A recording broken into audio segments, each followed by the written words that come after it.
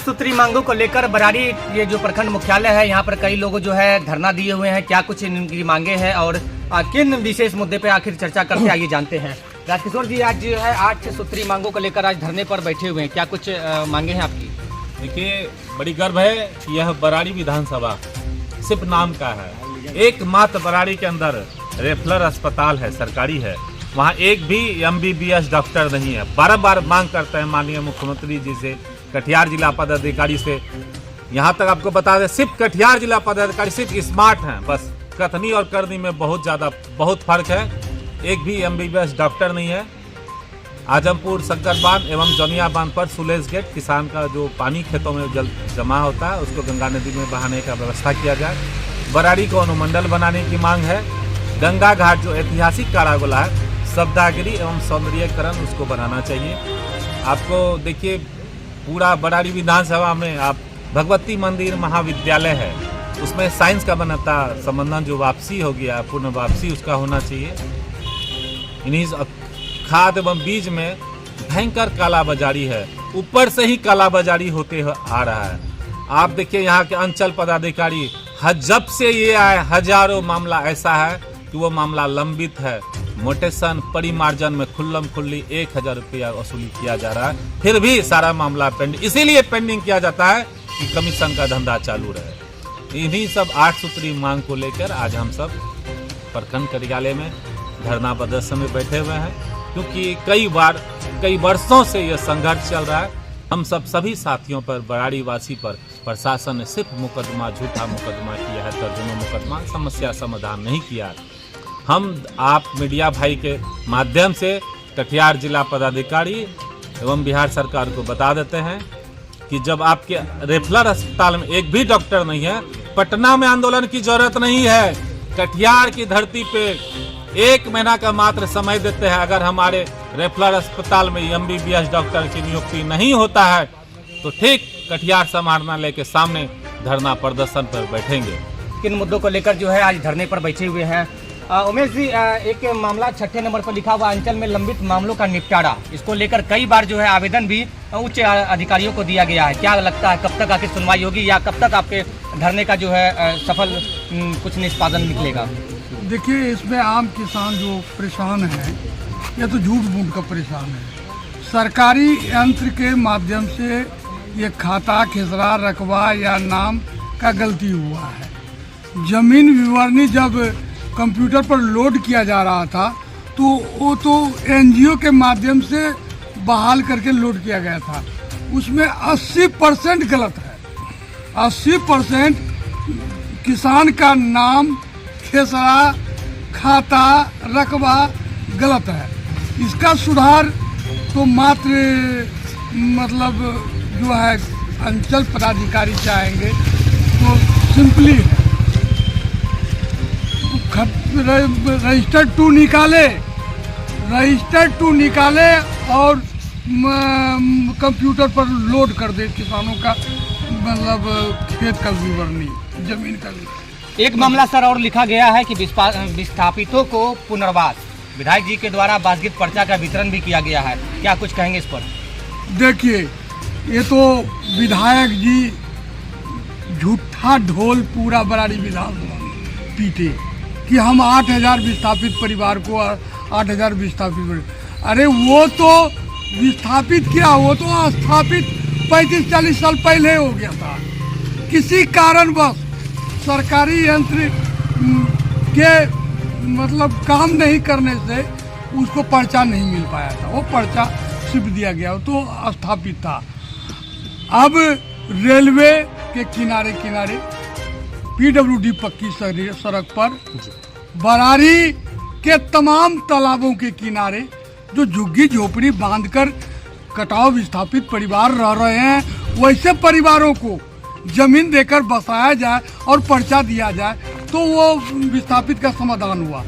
तो मांग तो हमेशा हम लोग करते रहे हैं। जो बाढ़ नियंत्रण बांध पर लोग विस्थापित होकर बसे हैं, PWD पक्की सड़क पर बसे हैं, रेलवे के किनारे बसे हैं, या बरारी विधानसभा क्षेत्र के तमाम तालाबों के किनारे झुग्गी झोपड़ी बांध कर रह रहे हैं, वैसे परिवारों को जमीन अर्जित कर बसाया जाए, उसको पर्चा दिया जाए, इसको बसवास कहता है। यह मांग जो है वर्षों से चलता आ रहा है, समस्या का निदान नहीं हो पाया।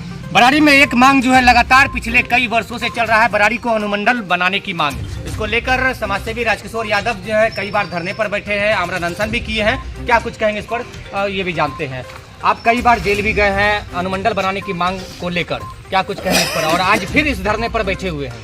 देखिए, बराड़ी में जो भौगोलिक स्थिति है बिल्कुल परफेक्ट है अनुमंडल के लिए। और पिछले बार भी धरना पे बैठे थे तो हम सबको एक लेटर मिला था कि अनुमंडल का इसको दर्जा, जहाँ तक कि जहाँ का जितने आसपास का जमीन है उनको भी रजिस्ट्री से रोक दिया गया था। प्रखंड है और 3 प्रखंड के बावजूद भी एक रेलवे स्टेशन है। सभी भौगोलिक स्थिति यहाँ पर्याप्त है बराड़ी अनुमंडल बनने के लिए।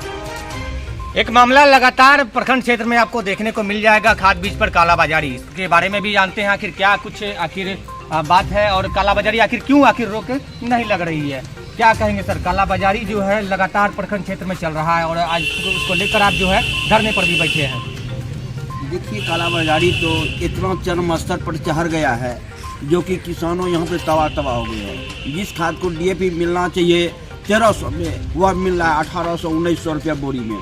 आप बताया जाए कि किसान कैसे खेती करेंगे, और लेनी देनी के लिए चक्कर में सब परेशान हैं। इतना पैसा लेंगे, इतना लेंगे, खाद बीज वो कोनों में 2 नंबर खाद दे देते हैं।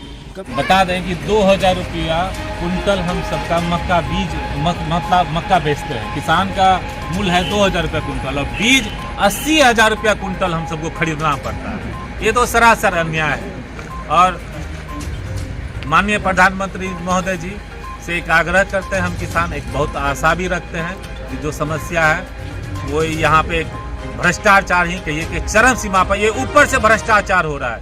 यहाँ पे कह लीजिए तो खाद दुकानदार नहीं, ऊपर से ही ये रेट फिक्स होके आता है। हम किसानों को यही बोला जाता है कि ऊपर से रेट फिक्स है। सिंपल से आपको बता दें कि यहाँ पे जितने भी डीलर हैं 5 किलो राशन देने की बात कही जाती है, और सरकार का भी नियम है 4 किलो राशन दिया जाता है। अगर 1 किलो अगर करता है वो राशन, अगर 1 किलो का ये राशन चोर है हमारे यहाँ का जिला पदाधिकारी, अनुमंडल पदाधिकारी 1-1 किलो का राशन वो डीलर से पैसा वसूली करके वहां लिया जाता है। यह इस तरह यहाँ भ्रष्टाचार में जकड़ा हुआ है। कभी भी वो नहीं चाहेगा कर्मठ ईमानदार नेता आगे बढ़े, वो सिर्फ चाहता है कि सारा नेता उनका दलाली करे। यही बेरी को तोड़ने का काम करेंगे। आपको बता दें कि 5000 जनता के साथ हम कटिहार समाहरणालय के सामने 1 महीना में अगर हमारा यहाँ पे डॉक्टर अगर उपलब्ध MBBS डॉक्टर नहीं होते हैं तो DM साहब का हम घेराव करेंगे, उनको जो करना है कर ले। लगातार देखा जाता है कि करोड़ों की लागत से बिल्डिंग तो बन गई, पर डॉक्टरों की नियुक्ति को लेकर आज धरने पर भी बैठे हुए हैं। क्या कुछ कहेंगे इस पर? अस्पताल में डॉक्टरों की जो नियुक्ति होनी चाहिए वो अभी तक नहीं दिख पाई है। यहाँ के मरीजों को आज भी कटिहार और पूर्णिया जैसे बड़े शहरों में, सिल्लीगुड़ी, दिल्ली वगैरह रेफर करना पड़ता है। क्या कुछ कहेंगे इस पर? वास्तविक में जितना यहाँ चिकित्सक का जो है सीट है वो जो है खाली है, उसमें जो कम है, और जब तक वो पूरा नहीं होता है तो जो लंबा यहाँ का जो है क्षेत्र है तो यहाँ के लोगों को जो है स्वास्थ्य संबंधी जो लाभ जो है मिलना बहुत मुश्किल है। लगभग 4 करोड़ की लागत से बड़ी बिल्डिंग का निर्माण किया गया है स्वास्थ्य विभाग की ओर से, इस पर क्या कुछ कहेंगे? क्योंकि बिल्डिंग तो सही है, लेकिन वहाँ जो है जो भी हमारे जो है पेशेंट रोगी जो यहाँ पहुँचते हैं उनको जो है सुविधा जो है मिलनी चाहिए। अगर आपका जो है चिकित्सक नहीं रहेंगे, यहाँ जांच का जो है सारा जो है सामान नहीं रहेगा तो आखिर फिर तो वही परेशानी है। सिर्फ रेफर, यहाँ से रेफर जो है कटिहार या कहीं अन्य जगह, यहाँ लोगों को लाभ नहीं मिल सकता है ना। इसीलिए यहाँ जो है सारा जो जांच वगैरह भी होनी चाहिए, उसका जो सारा जो है आधुनिक जो मशीन है वो यहाँ लगना चाहिए, और वो उससे जुड़ा हुआ जो आपका जो कर्मी है वो यहाँ बहाल होना चाहिए। जितना खाली है उसको भर्ती कर दे, यही बहुत बड़ा जो उपलब्धि हो जाएगा यहाँ। कई मांगों को लेकर जो है एक मांग उसमें ये भी है कि सुलिस गेट का जो है निर्माण को लेकर भी एक धरने पर बैठे हुए लोग जो है लगातार आवाज उठा रहे हैं। क्या कुछ इस पर कहेंगे, आइए जानते हैं। सुलिस गेट का निर्माण जो है लगातार कई वर्षों से मांग चल रहा है, इस पर क्या कुछ कहेंगे आप? सर, ऐसा है कि हमारे यहाँ पूर्वी बारीनगर में हजारों एकड़ जमीन जो है पानी से जलमग्न है। उसमें से दूसरा कोई खेती करने का कोई व्यवस्था नहीं है मखाना के अलावा। अगर वो स्लूइस गेट बन जाता है, पानी का निकासी हो जाता है, तो उसमें गेहूं मक्का हर फसल लगेगा, किसान खुशहाल हो जाएंगे। लेकिन इस बार मैंने प्रेजेंट विधायक को भी मैंने कहा था, उन्होंने कहा कि चाचा हम इसमें जो है स्लूइस गेट का व्यवस्था कर रहे हैं। कुछ दिन के बाद फिर उनसे पूछा गया तो कहा कि स्लूइस गेट का व्यवस्था नहीं हो पाएगी, हम इसमें मोटर लगा देते हैं। फिर कुछ दिन के बाद फिर उनसे मोटर के बारे में कहा गया तो कहा कि उधर का जमीन हाइट है, इधर का जमीन डाउन है, मोटर भी नहीं बन पाएगा। ये आश्वासन किसके द्वारा दिया गया था? ये प्रेजेंट विधायक के द्वारा। कौन विधायक है? ये विजय सिंह साहब। जी। ठीक। और भी मांगो है बीएम कॉलेज में साइंस संबंधन की पुनर्वापसी का एक मामला जो है ये भी काफ़ी दिनों से लंबित है। यहाँ के स्थानीय जो बच्चे हैं उनको कहीं न कहीं जो है आज कठिनाइयों का सामना करना पड़ता है। क्या कुछ कहेंगे इस पर? देखिए, निश्चित रूपेण जब साइंस की पढ़ाई बीएम कॉलेज में होती थी तो स्थानीय जो हमारी बच्चियां हैं और बच्चे हैं जो गरीब वर्ग से आते हैं, जो कटिहार और पूर्णिया नहीं पहुंच पाता है, वो लोग शिक्षा प्राप्त करते थे और शिक्षा में आगे बढ़ते थे। आज जो साइंस की पढ़ाई बंद हो गई है बीएम कॉलेज में, चाहे इंटर का हो, बैचलर का हो, इससे हमारे बरारी के बच्चियों में सबसे बड़ी क्षति है जो कटिहार पूर्णिया तक नहीं पहुंच पाता है। और जो बच्चे गरीब वर्ग से जिनको लालसा है, इच्छा है कि हम साइंस पढ़ें, वैसे विद्यार्थी आज साइंस की शिक्षा लेने से वंचित है। अगर किसी बच्चे को साइंस पढ़ना होगा तो वो कैसे पढ़ाई करेंगे? क्या उसके लिए सुविधा यहाँ पर जो है, या बच्चे अगर कहीं दूर जाते भी तो कैसे जाते हैं? देखिए, यहाँ का बच्चे जो है, जो गरीब वर्ग के हैं, किसान है, रोज मजदूरी करके मतलब लाना है, चूल्हा जलाना है, खाना है। एक दिन मजदूरी करने नहीं जाएगा तो उसके घर का चूल्हा नहीं जलेगा। वैसे परिवार के बच्चे और बच्चियां कटिहार पूर्णिया जाना संभव नहीं है, वह शिक्षा से वंचित है। तो अभी आपने देखा यहाँ के स्थानीय समाज सेवियों को, जिन्होंने बताया कि 8 जो मुख्य मांगे हैं इनकी, लगातार धरने पर, आज 1 दिवसीय धरने पर बैठे हुए हैं। लगातार इनका जो है ये धरना प्रदर्शन हो या विरोध कार्यक्रम हो, लगातार चलता रहता है। हमारे साथ बने रहे, तब तक के लिए धन्यवाद।